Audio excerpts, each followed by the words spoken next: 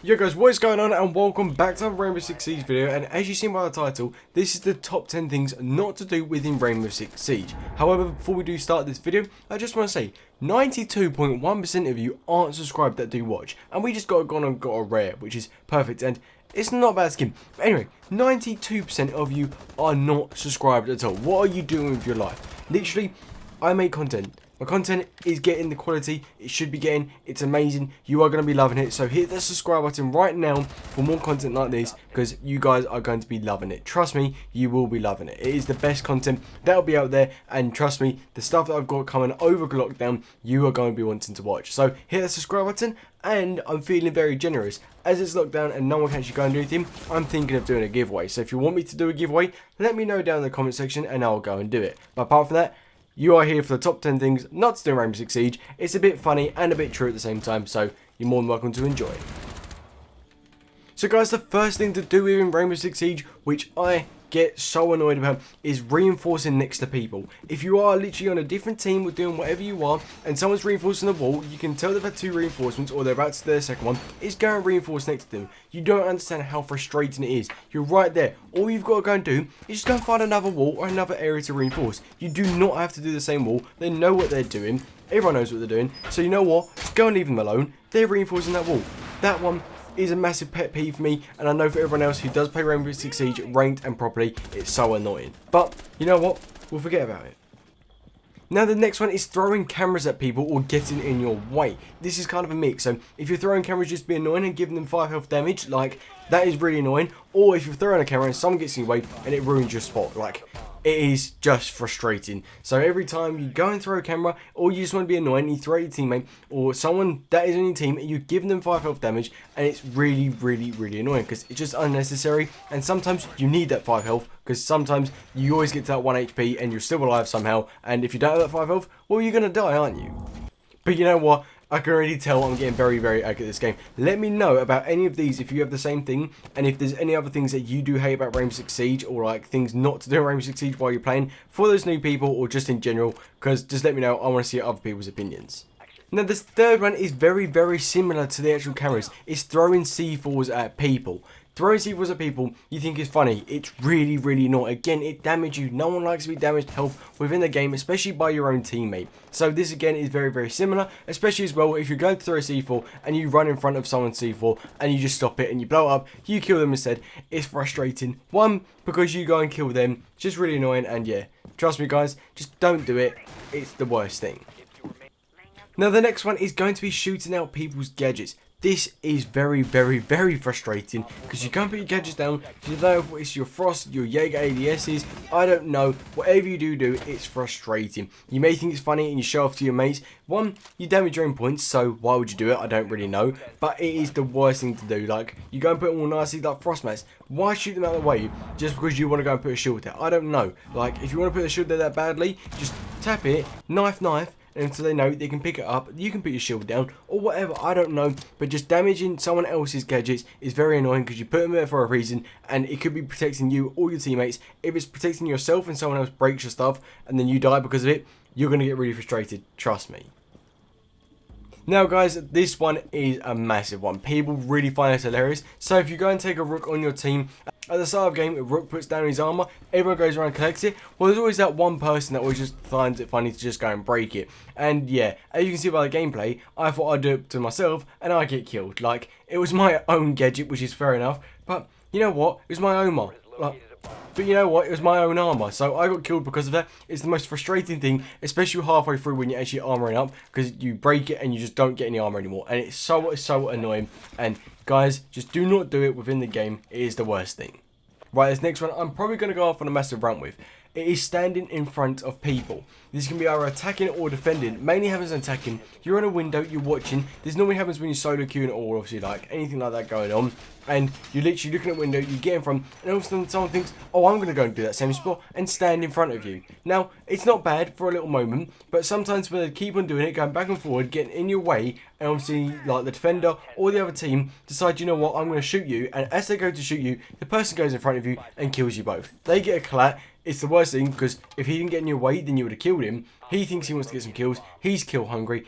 Honestly, this really grinds my gears, because I don't know if anyone else has had it, but especially when you solo queue and people get in your way, you're thinking, mate, what are you doing? You can clearly see I'm here, but you still decide to go and do what you're doing. So, you know what? I can't really talk about this anymore because it's really annoying me. But yeah, if you get the same thing, let me know down in the comment section.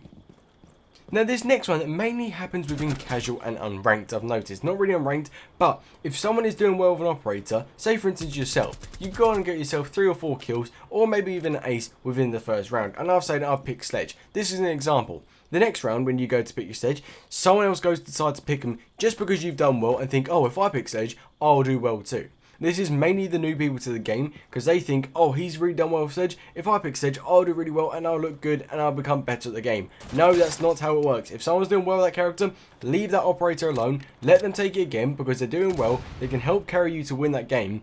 And I've had it so many times, like I got an ace the other day and I was, I believe, Bandit or something like that, and literally thought, oh, I'm going to take Bandit now instead. I'm like, why would you take my Bandit when I've just got an ace with him? You know I'm good with him, so why would you go and take him? I know, especially like if you're in like the same team, it doesn't happen as much. Obviously, like you may think, oh, can I play with him this round because I really like him? Yeah, that's fair enough. But going and taking him is frustrating. If you really want to go and play that operator, message them. That's the easiest way to do it. Just don't go and take it. It's the worst thing. Or wait to the end of the rounds finishing if they're going to pick them or not. Obviously, like the selection phase. If they're going to pick them, then pick them. But if they're not, then go and pick them yourself. That is the easiest way to do it. And yeah, just do not do that to people in game because it is frustrating as anything. Now this next one, you're probably going to think, well, you're the biggest hypocrite. Solo queuing and communication. This both one just goes together. So when you solo queue, you can't go and talk to your teammates. Sometimes you may get an invite from them. Rarely, like it rarely does come across. But solo queuing is the worst thing, especially when you're playing ranked. I know I do a whole series in this, but that's what the whole series is based, because it's so much harder to play ranked solo queuing. So if you are solo queuing, you've got a team of 4 with around you, it's so much harder because you can't communicate to them. It's the worst thing. You can't tell them what operators are or like where other people are, and it is just the worst thing going in the game, especially solo queuing. If you are doing bad as well and it's just pure because of lack of communication, then that is the worst thing. Trust me, sometimes solo queue is good because you can get carried by other teams, but sometimes it is also the worst thing. And I know you guys want to just play the game and you might not have squads, but still, trust me, it is very annoying. And you know what? It just really does grind my gears. I don't know if anyone finds the same thing, but solo queuing and communication, I think, are just kind of the same thing. And if you keep on doing it, it's just the most annoying thing within Rainbow Six Siege, honestly. Now this next one, I really find this if you are playing mirror or you're a mirror main. You go and put your mirror on the reinforcement, you got it nicely, and someone thinks, oh, you know what, I'm going to go and stand it on your mirror. This mainly happens when it's like a 3-man, 2-man, or when you just haven't got someone on your squad that isn't in your squad, if you kind of get what I mean. So if you're with a group of friends, and obviously you matchmake with another team, so you both become on the same team, it's normally when this happens. You go and put your mirror down, someone thinks, oh, that's a nice spot, I'm going to go and take it. No, that's my mirror, I put it there for a reason, that's my spot. And then after a while, they think, oh, I'm going to go and hit at the mirror so I can get to better angle.